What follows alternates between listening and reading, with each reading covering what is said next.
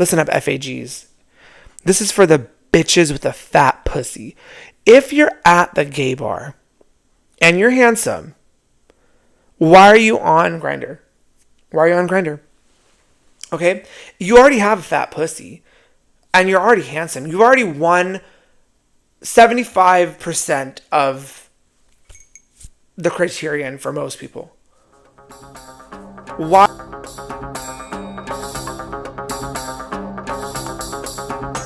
Everyone, welcome back to Chime Your River. I'm your host, Shane Lamba, and this is a podcast that really dives into bisexuality, brownness or brown culture, and all things that are beautiful that come from it. I talk a lot about my experiences from my past, from my current, to things that I'm focusing on in the future, and I try to be an outlet for people who are just like me.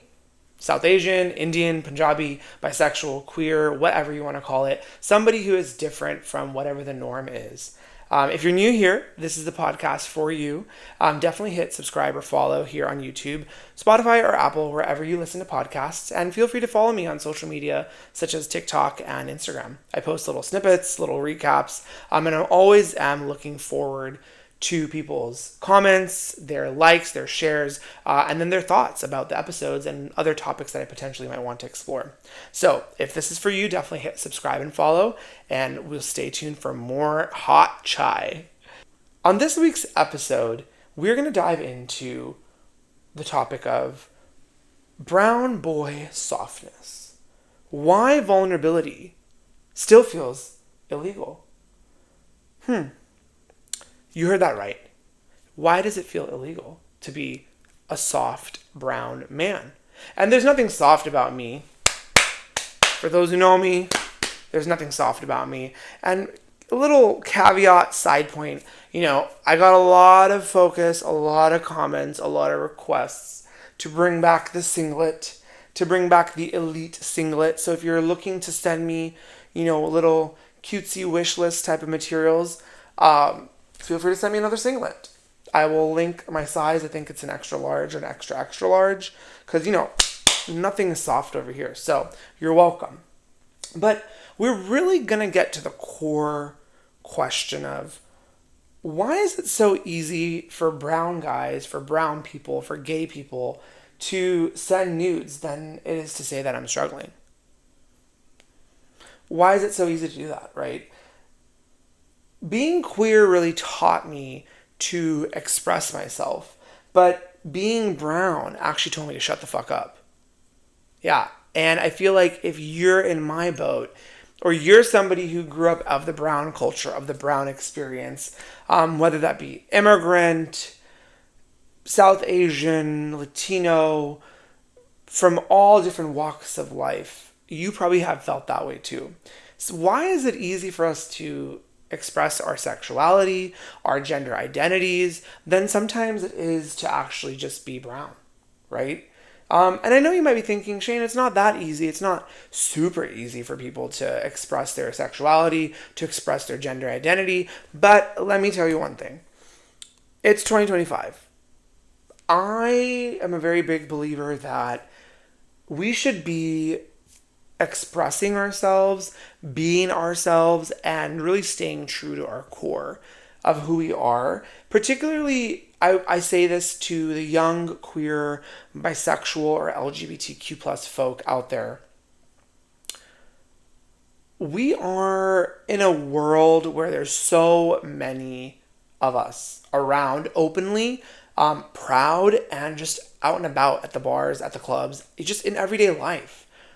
Use that as ammo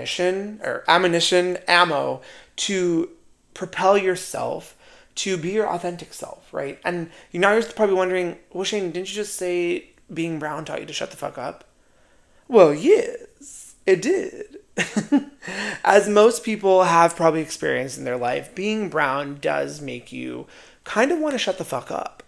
And if anyone's being brown experience is more alike, I think we are often more alike than we are actually different, right? What I experienced growing up as being brown was very different maybe from somebody who's across the screen.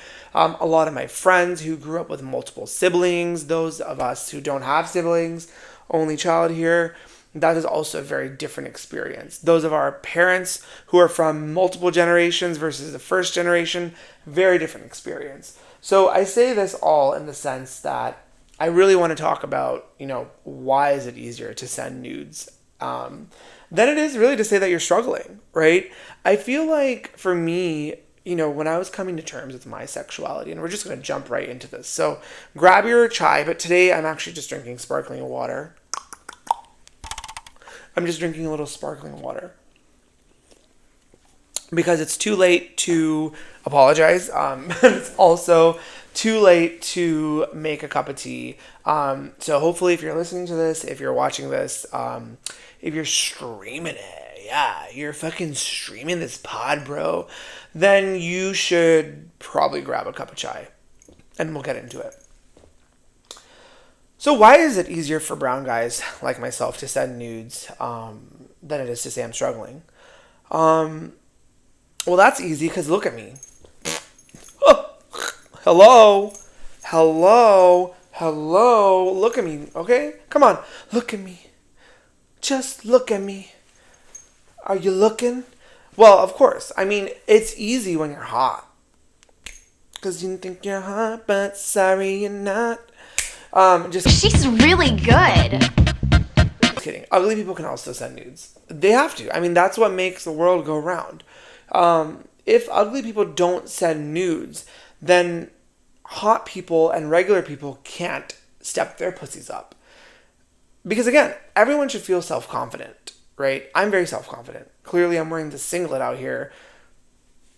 Everything's, showing. Everything's just suctioned up. Because I'm self-confident. I have a lot of self-confidence. I really don't give a fuck, right?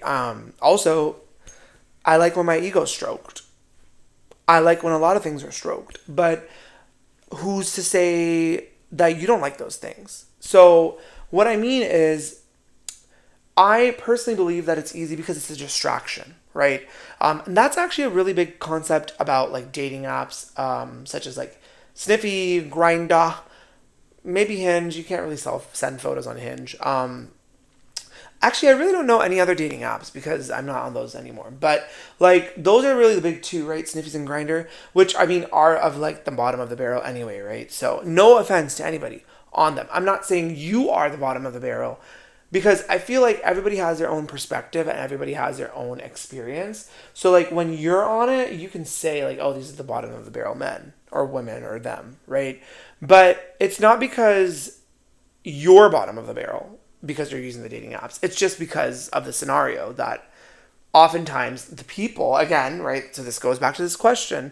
It's easier to go online, be somebody else, have a different persona when you're not really tied to, having a conversation with somebody, seeing them in person, trying to use physical flirtation techniques and speech, right? Like verbal speech, right? Rather than like text and the messaging to entice people, right? Or to get something out of it. And I think that's really an easy way to move past this concept of, I need to take care of what's going on up here, right? Because a lot of y'all bitches here, and I'm saying it directly through here with my two cheeks on this fucking sofa, squeaking like, it's not going to squeak now, but it was squeaking earlier.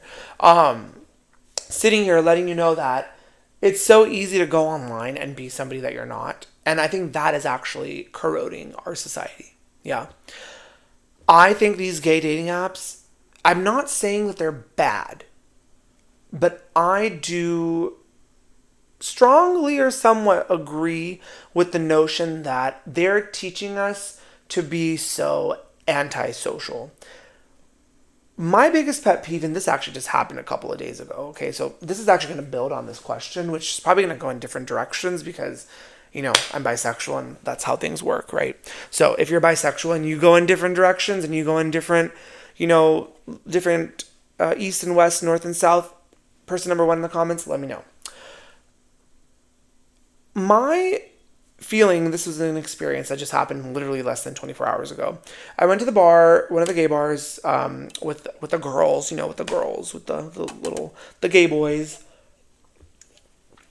And this has actually always been my pet peeve. I just, really haven't focused on it a lot just because I'm really haven't been going to that specific bar. I've been going to different types of bar locations, lounges, etc., right? Things change over time. Also schedules. I feel like holiday time is just crazy, but that's a whole other story. Why are you on the phone? If you're at a gay bar, okay, this is for, listen up, bitches. Listen up, FAGs. This is for the bitches with the fat pussy. If you're at the gay bar and you're handsome, why are you on Grindr? Why are you on Grindr? Okay? You already have a fat pussy and you're already handsome. You've already won 75% of the criterion for most people. Why are you on Grindr? Why are you on Sniffers? Why are you sniffing around at the gay bar when you're literally around gay people?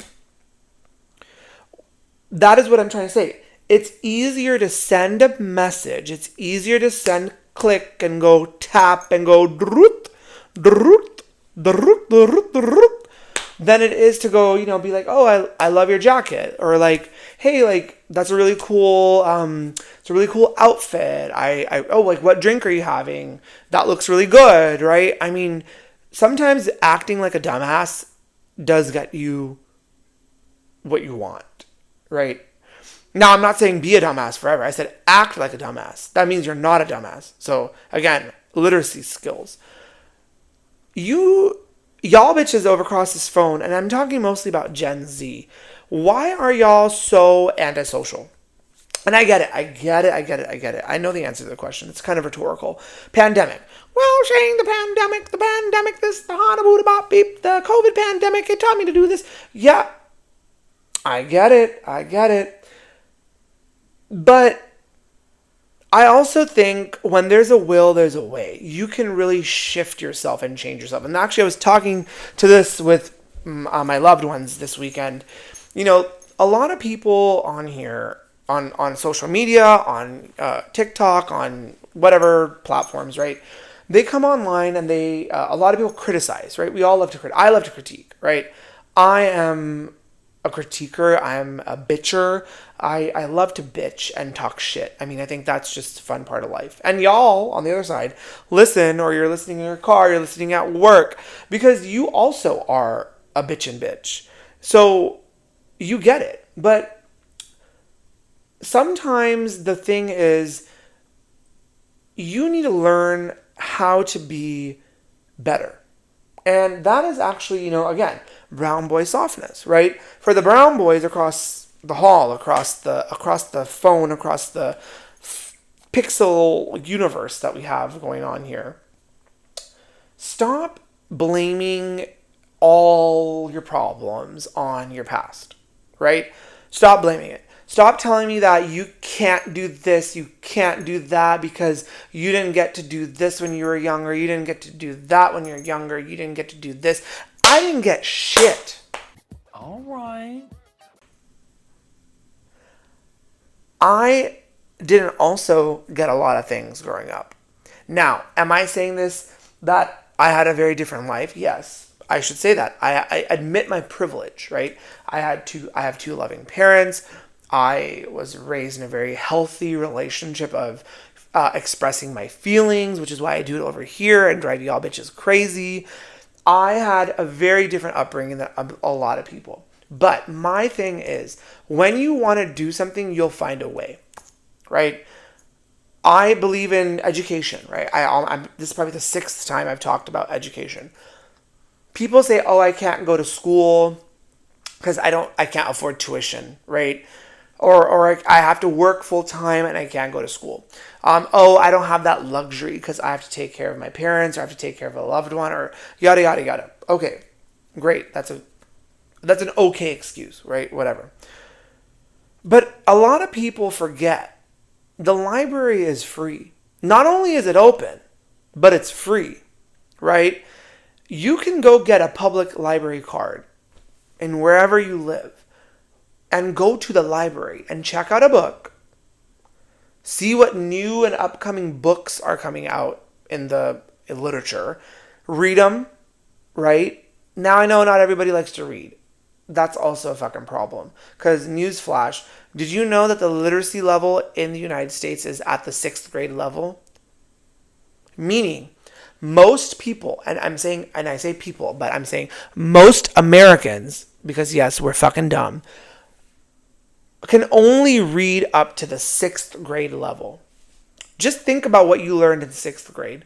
And also think about sometimes when you're reading things. I mean, this happens to me too. Again, I'm not saying that I don't stumble upon it and I'm like, what does that mean? But most things are actually supposed to be written in plain language, meaning that a 6th grader should be able to understand it. Sometimes, some things are written even at the 3rd grade level. But that's even more crazy, right? Now, a lot of things that you will read online or you see online, they might be written in the 12th grade level, right? Or even a college level. But my main point is go to the library, check out a book, read something, do something, or Google, right? Use your phone. But learn how, and I should really make a master class about this. Learn how to critically evaluate references and sources. That is one thing I think a lot of people don't know. There's nothing wrong with the internet. There's nothing wrong with using your laptop, using your phone, using social media in different ways, right? But as long as you critique it, as long as you try to understand where is the source coming from, who wrote it, now what's their background, and are they being paid to write this for something, right? Like, is there a financial benefit to them for writing this type of article about, a lot of what we see in online presence, especially in the health, wellness, and fitness space, is all goobity gobbity gop, right? It's garbage. It's just dumb testosterone gym bros online, valley girls who have 5 kids, who have nothing else to go on. They take some certification to call themselves certified nutritionist, and they're telling you how to live your life. You guys, please don't have that much grace and security in allowing people online to tell you how to live your life. Okay? I don't tell anybody how to live their life. I only tell you how to do things a little bit better, which are not supposed to be like painful, right? Reading a book is not painful, right? Taking testosterone or taking supplements or taking this or taking ashwagandha up the butthole and then putting zinc in your eyes or something, that's fucking dangerous. And if you do that, you should probably stop, right? But what I'm saying on here is do things that are neutral, right? There's nothing harmful for reading a book. Chances are 50% chance you hate the book, 50% chance you like the book. Within those 50% chances are 100% you're probably going to learn something new. Isn't that a pretty good risk to reward ratio? I think so. So again, why is it actually easier for us to send these nudes? The reason is that we're so conditioned to be on our phones, to act fucking fake, to be different, to be something that we're not, when we can just be ourselves in a setting, right? Especially at a gay bar. I really loathe it when people are on their phones. Especially when you're walking around, you're going to get your drink and you see like all the guys at the bar are piled up on Grindr. They're all on Grindr, right? Piled up. Why are you doing that, dude? Like, just go talk to the guy who's across the street. I can understand using Grindr maybe an hour or 2 hours or even 20 minutes before you're going to go to a bar, right? Hey, I'm going to be at Trunks, or hey, I'm going to be in LA. Do you want to come to the precinct, right? It would be great to meet you. Like, maybe we can get a drink, or we can dance, or we can just hang out. Like, meet my friends, or, like, we're going to be all going bop, bop, bop, bop, bop. Great, right? That is how you socialize. Not this, like, I'm in the bar and I'm like, where are you? La, la, la, la, la. Girl. A lot of gay people wonder why they're not why there are no happy and successful relationships. Well, let's go back to the 90s and other earlier eras, right? And devoid of the AIDS crisis. And, that is obviously a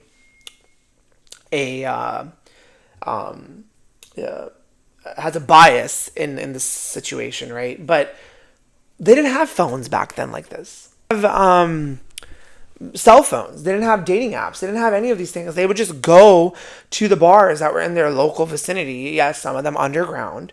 Yes, some of them probably like illegal. Yes, some of them pretty sketchy and scary. And they still found their partners and their loved ones. So I think the problem really is about programming yourself almost from this cultural perspective, right? It's like we need to change the way we do things, right? I mean, clearly things are not working. Clearly there's a division. There's people who think that transgender people don't exist. There's people that think that non-binary people don't exist and that they shouldn't be part of the proper LGBTQ community, right? They say like cut it and axe it at the TQ. I just, when you hate yourself that much, you would say something like that. I would never say that. I can't fathom why someone would say something like that. It's so gross and it's so sad. But we really need to program ourselves to be a little bit better, Stop parading and trying to be something that you're not. Going back to my last, episode or a couple of episodes about Halloween, stop trying to be the hoo, hoo, ha, ha, caveman, ha, he, ha, ha, man, okay? You're not even close, okay? You're not even fucking close. I don't want to hear it. You really, really should stop being so fake about your own self. And again, this is the brown boy softness, right? Why are we having to be all, he, ha, ha, ha, look at my muscles, ha. She's really good. When you can just be like a little, look at my muscles, yeah, yeah, All right. Just do it. Just be a fucking feminine phenomenon, right? Like, I don't get it. Like, be who you want to be. Be who you are for your pride, right? And be gay, right? Go out and suck a dick. Some of y'all bitches haven't sucked a dick, and it really shows, right? Some of you guys are so picky. You're doing whatever you want to do online, parading yourself online. Oh, I don't like these type of guys. I don't like this. I don't want these type of people. I don't like this. La, la, la, la. Well, you know what? Her interview was shit. Her look was shit. Her book cover was shit. Her trying to launch and sell her book to the judges was shit. She's shit. And you know what, Angel? Angel, you need to suck a dick. You need to get a job. And you probably don't need to start a business because you don't have that capacity. But you need a job and you need to go suck a dick, right?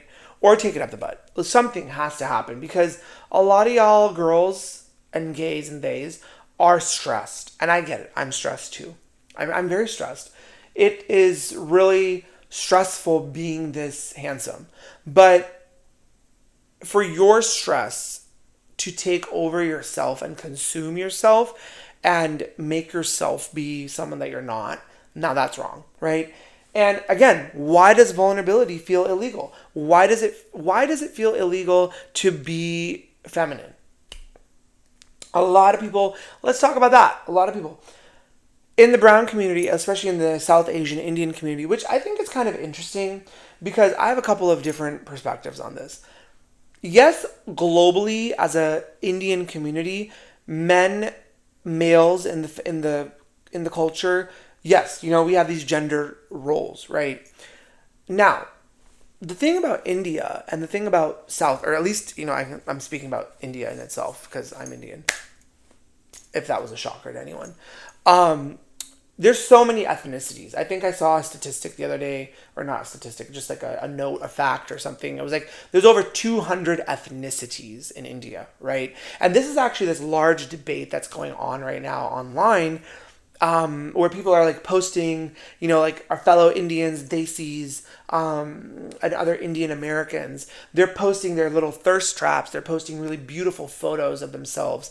And this actually came, I think, from there was this really famous Indian model that opened up. I shouldn't say she's famous, but she became famous because of that, and they caught her in the subway in New York City. So her name is Bhavita, I believe, and she opened the Chanel fashion show, right? So I feel like since that, there's been this really cool cascade of conversation online about what that looks like and why, it's really cool to have representation and how it's like natural beauty and how people just don't understand that Indian people can have natural beauty and do have natural beauty. Just like every group on this planet, we all have our pros and cons. And to subjugate somebody and say that they're just this nerd, geek, lawyer, doctor, engineer, blah, blah, blah, because they're Indian, is pretty lame. When most of us are actually not that. Yes, there's a good majority there are, right? They fell into the trap. They didn't knock themselves out of the cycle. They're still on that bicycle. Well, I should say unicycle because they're not bi. But there's a bunch of people that still stuck to the root of like being a doctor, being a lawyer, being an engineer, doing all those things. Now, am I a fake bitch for saying that? Maybe. Do I also work in healthcare? Yes. Am I a doctor? No. So maybe I can say it. But what I'm saying is there is a difference between wanting to actually go do those careers versus being told that you have to do those careers. Being told that we're not going to pay for your college unless you go do that career, right? And that was a very sharp reality for a lot of my friends when we were 17 and 18 years old, that their parents basically held them hostage with a college degree. A lot of my colleagues, a lot of my friends, a lot of the people that I went to college with too, they basically were studying science because their parents told them that they had no choice, right? That they got into this wonderful school that they have to go study this now, right? Which is really shitty, right? Again, my experience was very different. My parents told me, we want you to study whatever makes you happy. We know that you like biology. We also know that you potentially want to become a doctor. So it makes sense for you to study this, right? Okay, good. I love biology. Even though, I have a love-hate relationship with my degree, even though my degree is hanging in my room crooked and everyone makes fun of me for it, but it's really the truth of that degree. It was a really tough degree. It's crooked for a reason. I don't fix it actually in my room because I actually like that it's a little uneven, because it reminds me that there was a time in my life where I experienced so much up and down, but I still got the paper. I still did the thing, right? I still got the degree, even if it's crooked, even if it's not perfect, right? I still did it, right? So again, my experience is very different. But a lot of my friends, they had this real big problem that they had to go study these things. But a lot of them cycled this generational trauma, right? And they allowed themselves to keep on doing the same things that their parents told them to do, right? I don't believe in that, right? Again, my story maybe it's a little bit different, right? I have parents who are very open and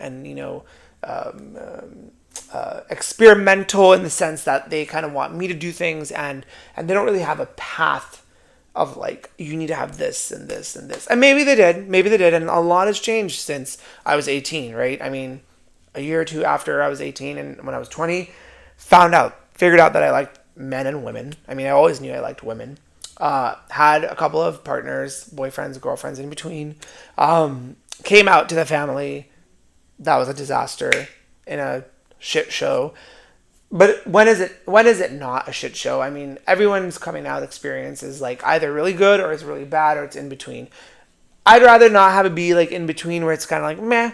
I'd rather be really, really good or really, really shitty. And it actually taught me a lot of things about myself, right? It taught me that I am not that soft, right? Even though I come off as a soft person in the sense that I'm okay with my personality being like relaxed and cool, and I don't have to be always like on, right? Because I mean, I'm 6'1", like I'm 6'1", I'm a hairy Punjabi guy. Like, I already give off masculine in the whole rigmarole, right? I mean, I'm sitting here in a fucking singlet. Like, what's more fucking masculine than that, right? And it's like, I never really had to perform anything about being a man because that's just kind of what I felt like being myself was being a man. And I know that standing my ground was really important for me, right? So I didn't want to just keep doing these stupid cycles of generational trauma, which, you know, maybe this happened in this family, this one happened in that family. And it's like, why should I do that? It's my life. I'm going to stand up. I'm going to voice how I feel. If my parents like it, they like it. If they don't like it, so what? I'm their only son. They have no choice. But also, sometimes your parents do things that you don't like. Now, unless it really hurts you, that's a different story. But you kind of have to move past it, right? You kind of have to, like, again, move past that trauma.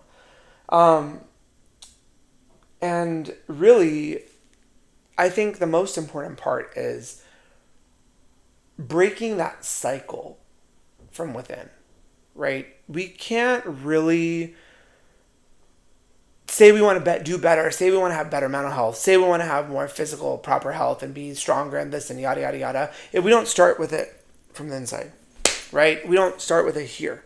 We got to figure out, we got to culturally reprogram ourselves. Because the Indian culture, I'm going to throw some shade right now. The Indian culture is pretty shady. It's a pretty shady world. And I think, again, I've spoken about this before, this model minority myth, right? We see this everywhere we go, right? I mean, I always talk about this with my friends. I talk about it with my family. I talk about it with my partner, with my boyfriend, right? And they're the same person. I just ended up using partner and boyfriend at the same time. Sorry. We see it in everyday culture, right? I mean, I think what's really funny, and I'm going to talk some shit, because I love to talk shit. This is a Chai River. Again, take a sip if you like, if you're having some chai. The Zarna Garg thing. Let's talk about that. Let's talk about that bitch, okay? Should I talk about it? No. But will I? Yes. Well, yes. Zarna Garg. She is one of those comedians that we've seen really popular.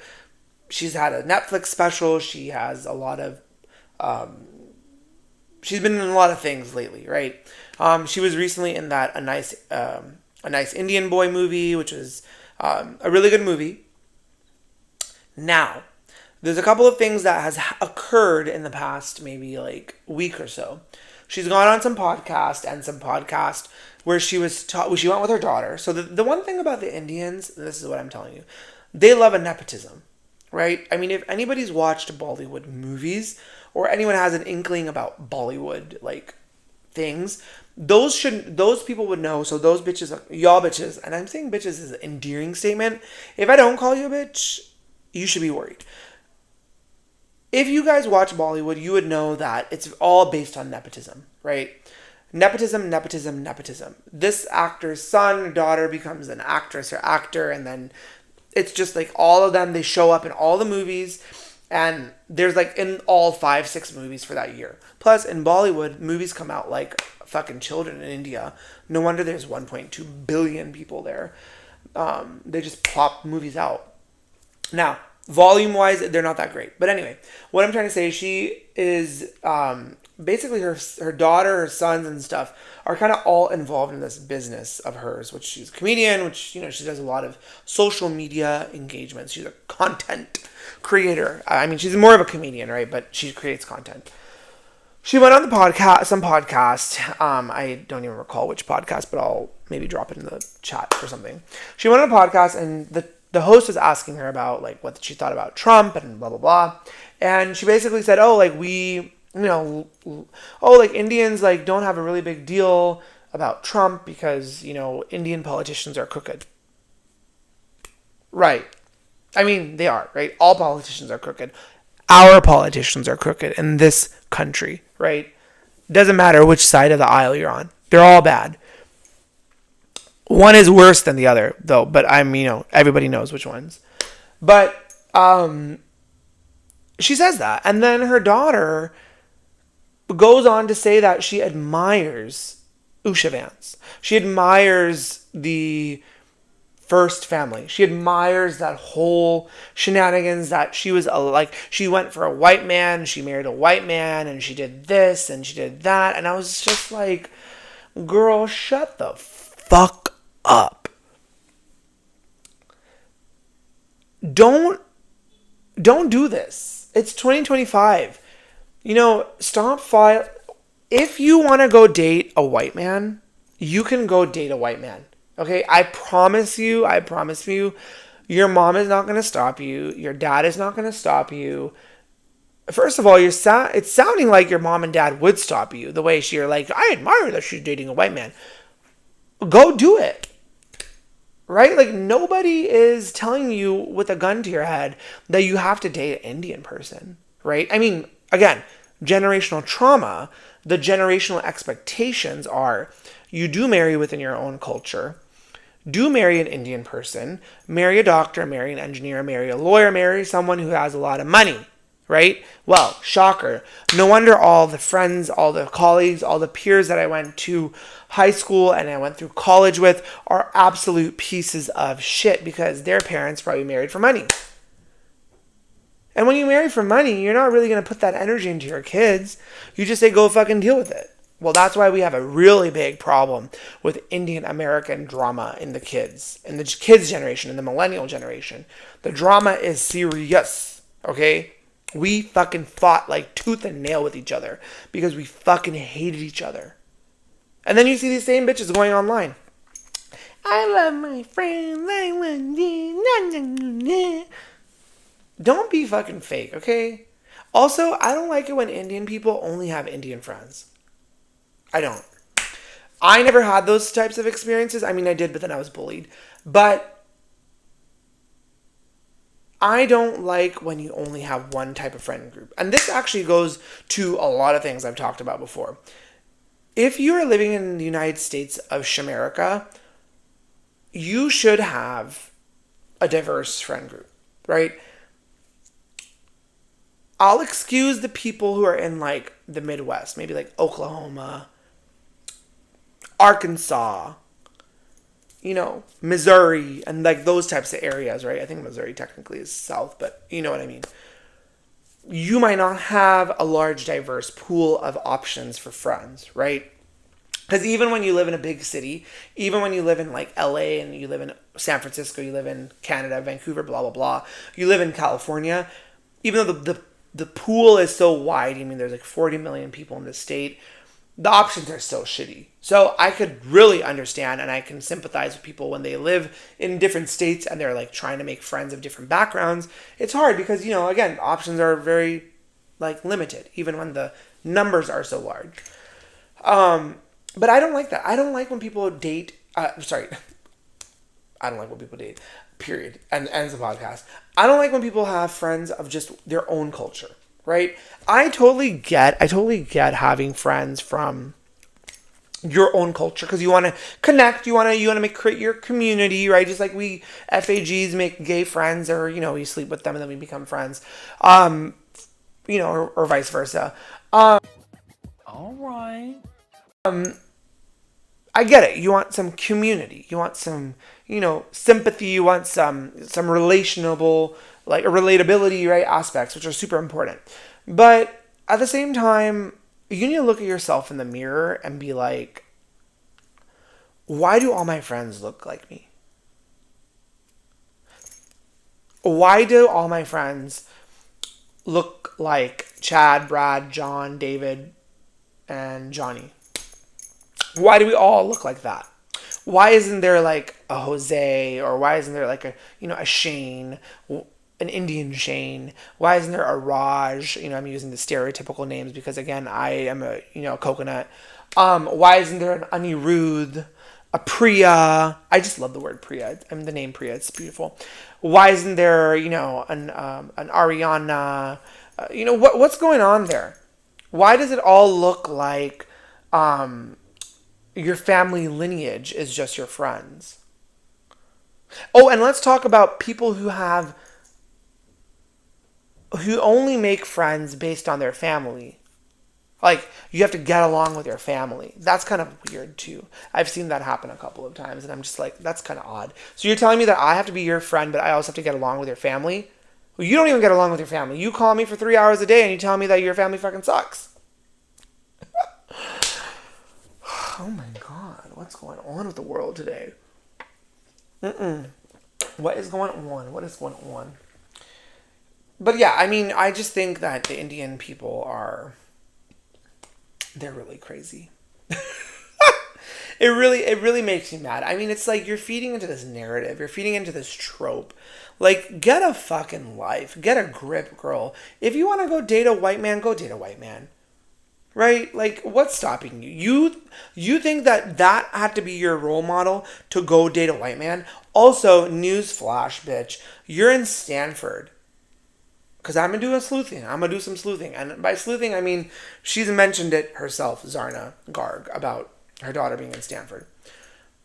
I grew up in the Bay Area. Stanford was like my back door. Right? In my back door. Stanford was not my back door because that doesn't work. But it was in my backyard, essentially, right? Like, it was just there. You're telling me that... So basically what you're telling me is that no white man wants to date you at Stanford. Because listen here, Miss Girl. Every white man in Stanford or Palo Alto or any of those Ivy Leagues, they always end up, well, particularly in the Bay Area, most white guys actually end up with other people of color, like women or men. It's very common. I grew up seeing it all the time. The white guys were dating the Indian girls were dating the white guy. The white guys were dating the Asian girls, the Chinese or the Korean girls. They were, vice versa. A lot of the times the brown people they're not actually dating their own culture, their own race, their own ethnicities in that area. So you're just telling me that nobody likes you. You're telling on yourself, girl. Like, don't do that. Don't fucking do it. I don't care, Oh, God. Like, just grow up here, girl. What is there to aspire about that woman? That she's a bigot? That she's a fascist? That she's dating an undercover gay man? That she has 2 kids and they go on trips with our taxpayer dollars? So, like, essentially what I'm trying to get at, which is obviously a stretched 10-minute little monologue about this family, about Indian people, which I know is going to probably come back and bite me in the butt.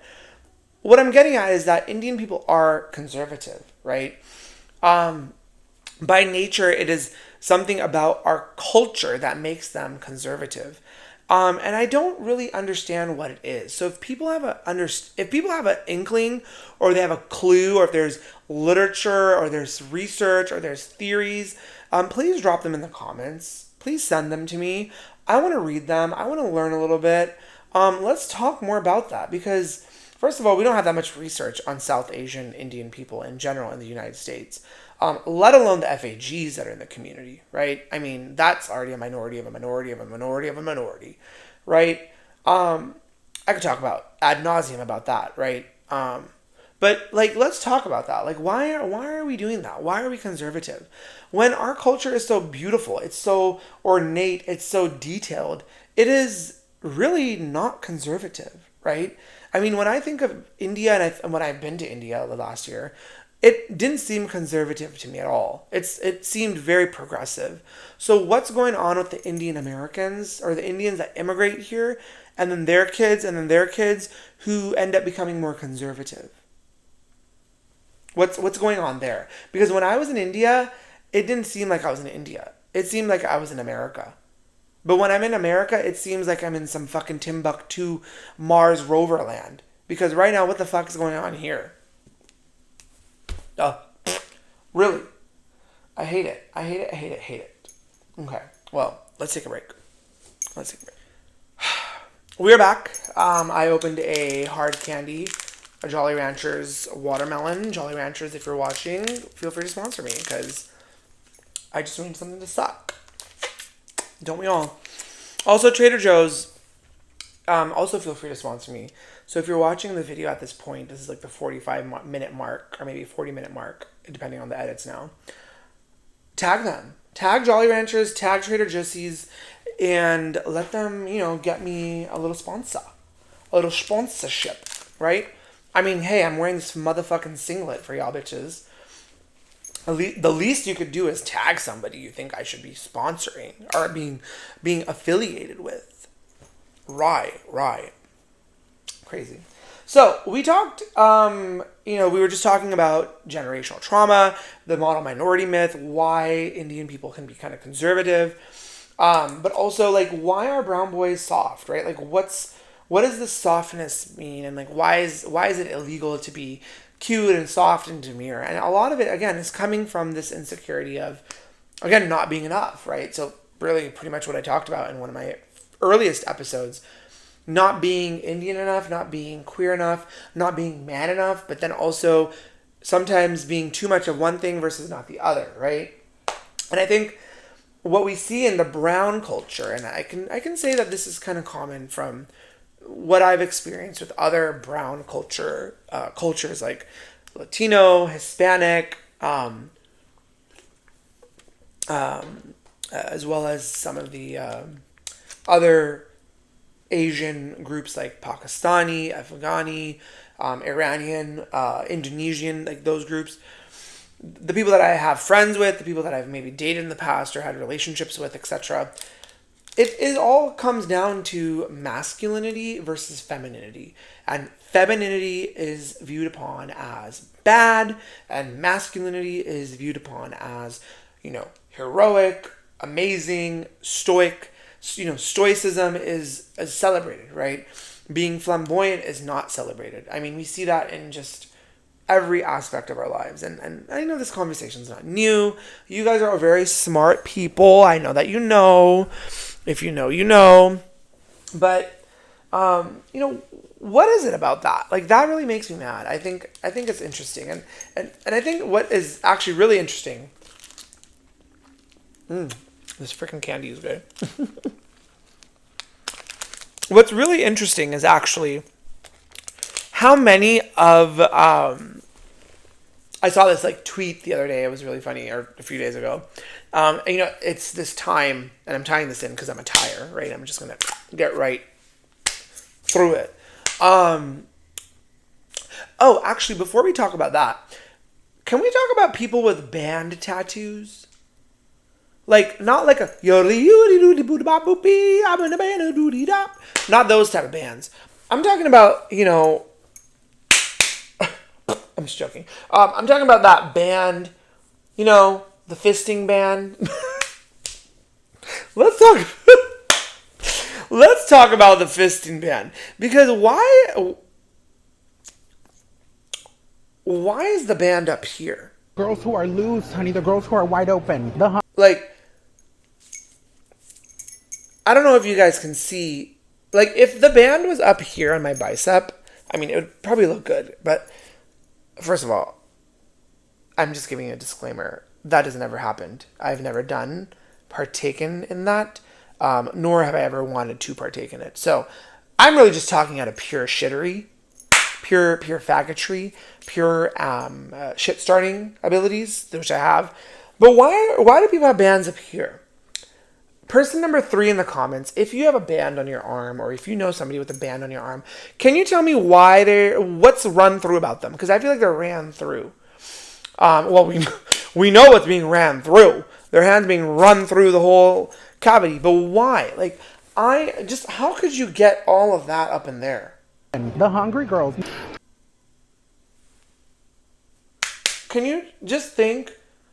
I mean, first of all, my big ass man hands, again, man, big ass hand, if you just had to go, bands that make you dance, okay? What's going on? Are the girls ill? Shalada security, we gotta go, Shalada. The FAGs are ill. I think that's another public health problem. What's going on with the bands all the way up here? I could get it if it was over here. All right. Right? Sorry, I'm the cue. I'm a hand model now. If it was where my bracelets are. To each their own. To each their own anal fissure, to their own hemorrhoid, to their own, you know, is it urologic? No, it's GI, gastrointestinal health, but urologic would be your penis. But this is okay, I guess. But what the fuck?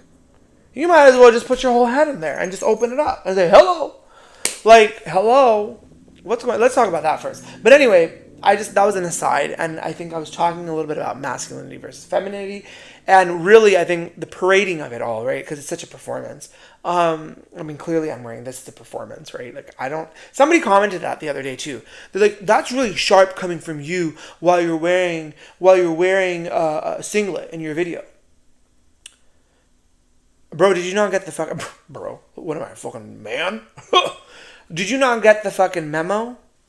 Do you not get juxtapositioning? Do you not get layering, right? Like an onion, bitch? Peel it back, girl. Mm-hmm. Peel it back, girl. Mm-hmm. Like, you gotta peel that shit back. Do you not get it? Like, what are you not getting? The whole point of it was to make a comment on guys who are like, hee hee ha ha, moo moo mama, ha ha, and in this outfit, because it's so fucking ridiculous, right? That we think that this outfit is masculine, right? I mean, it's kind of funny, like, when you think about it, like, the way we associate, again, because gender is a social construct for those who are not aware. All right. Like, because it's socially constructed. It's something that we have made as a society, as a community, to consider what is man and what is woman. So imagine if only women wore these, then we would think a singlet was feminine, right? Actually, this is a perfect example. Scarves. I don't have mine here today. Scarves in the very, beginning of time. Scarves were very unisex, right? They're very genderless, right? Because it's just a piece of clothing. But a lot of people would be like, why are the women's scarves so big versus the men's scarves are like little puny pencil dicks? Like, why is that the case? Because they don't want you to wear like a big shawl. Go to India, bitch. Everybody's wearing a shawl. Everyone's wearing a shawl. I have like 4 shawls from India that I bought that are beautiful, embroidered. And now those are in because guys are like, oh, well, I can wear a blanket scarf too. I love blanket scarves. I have so many from my time when I lived in Canada. But like, that's a great example, right? Like, what we perceive to be masculine versus feminine all is coming from, bada bing, bada boom, the community that we live in, right? So what I was trying to say, and I'm going to get to the point really quickly because I have a problem with that, is, we're seeing this juxtaposition, this argument about masc, femme, brown boy softness, brown boy masculinity, etc. And then you look at Spotify Wrapped. Go on Spotify. Listen. Go on Spotify Wrapped of the most masculine, machismo, buff, mask for mask man that is on your social media, algorithm, whether it's TikTok, whether it's Instagram. Nobody really uses Facebook, but if you do, you're aging yourself. So, go there and look at people's posts because, people will still flutter to put them on. Or they've saved them in a story or something, right? Or you probably liked it because you're a thirsty bitch. Go and see who their first artist is. My favorite album of the year, which pretty much is by and large most people's favorite album, is Mayhem by Lady Gaga. If you like Mayhem by Lady Gaga, if you listen to that the most this year, comment Mayhem. Tag Lady Gaga in this video. Comment Mayhem. Let me know that you are also a little monster. Alejandro. Well, let me tell you one thing. Alejandro is a little monster. So go on your social media account and do some research because, again, it's free. Free advice that I'm giving you. I should really charge you for this. But go online and find your most masculine looking ass man. Right? Based off of just a look. Like, not a voice, not mannerisms, not anything else, but the look of what you think a masculine man is. Hat wearing, himbo, chains out, cocks out, butt cheeks in, all that shit. And you'll see that it's going to be all the pop girlies. All of them. Gaga, Beyonce, Charlie, Sabrina, Troye Sivan. But most of the time, most of the women made the albums this year. Not a lot of men made them. So what is that, right? I mean, music is art. Art is a way to express ourselves, right? The artists are expressing themselves, but we're ingesting it, right? So we're expressing our interests, our opinions, our likings, our dislikings through what we do, right? What we watch. You guys are watching this podcast. You probably don't like it, but you're here at the end mark, so you've clearly liked it. So throw that like, throw that subscribe, throw that follow. If you're listening to me on Spotify, Apple, or any of the other speaker platforms, follow my podcast. Share it with people who you think would like it. We like things. We don't like things. Art is supposed to evoke something. If your favorite artists are all these big-ass pop girls, baby, you're probably an FAG. I want to dedicate today's video to the run-through dolls. You're probably a cum-guzzling slut. You're probably a slutty pussy faggot. So let me remind you who you are, humble you of who you are. Because, again, softness is not illegal. Be yourself, be gay, go suck a dick, get a dick up your ass, and go get a job. Right? A lot of you don't have jobs. A lot of you are unemployed, which by your, no surprise, it's the unemployment era because of the shit country we live in. But do something, right? So when you're thinking and you're, looking back at this episode or you're reflecting upon it, you're thinking, what gobbledygook did Shane talk about today? Remember this one thing. I'm learning to give myself the softness I never saw growing up. Right? Allow yourself to experience new things, challenge the gender norms, challenge the sexuality norms, right? What does it mean to be a sexual minority person, i.e. gay, lesbian, bisexual, queer, asexual, demisexual, etc., all the other sexuals, right? Challenge those things, right? Allow yourself to be soft, because sometimes when you're vulnerable, you actually learn the most things about yourself, right? Rather than putting on a shield and acting a certain way because you think that people are going to like you. People only like what they see on the outside. They don't know actually what's inside. How many inches are hanging. So, until next time, we will spill more hot chai. We will drop some hot gossip. And I'll talk about things that are actually really fucking important. If you, again, like this podcast, Chime Me River, please subscribe, follow, and like this episode. Share it with people who you think would be really interested. Share it online. Tag me online. I love to see when people listen to the episode. I love to see when people are engaged. Send me your stories. Send me your comments. Send me your thoughts and prayers and all the good things coming, because this might be my last episode for this year. It's 2025. Thank God it's almost over.